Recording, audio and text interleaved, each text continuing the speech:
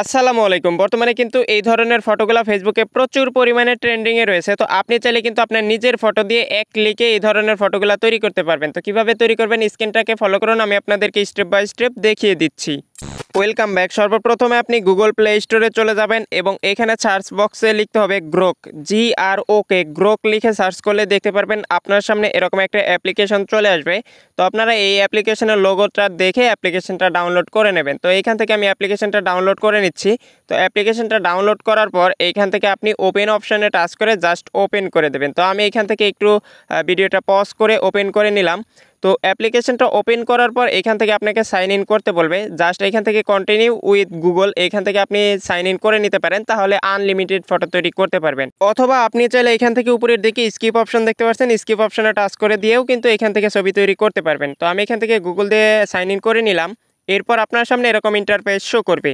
এখানে একটু লক্ষ্য করলেই দেখতে পারবেন প্লাস আইকন দেওয়া রয়েছে। তো এই প্লাস আইকনের মধ্যে টাচ করলেই আপনার ফোনের গ্যালারি অপশনটা ওপেন হয়ে যাবে। এরপরে আপনার সামনে এরকম একটা ইন্টারফেস শো করবে এবং ছবিটা চলে আসবে। দেন এখানে আপনাকে একটা প্রম্পট দিতে হবে। তো এখানে আমি একটা প্রম্পট লিখে রেখেছি, এখানে দেখতে পাচ্ছেন convert the image to studio Ghibli style. তো আপনারা স্ক্রিনেও লেখাটা দেখতে পাচ্ছেন, এই লেখাটা লিখে জাস্ট এই অ্যারো অপশনে টাচ করে দেবেন।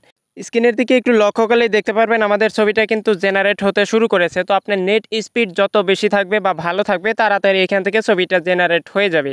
তো এখানে আমার এই স্ক্রিনে একটু লক্ষ্য করলেই দেখতে পারবেন ছবিটা কিন্তু জেনারেট হয়ে গিয়েছে।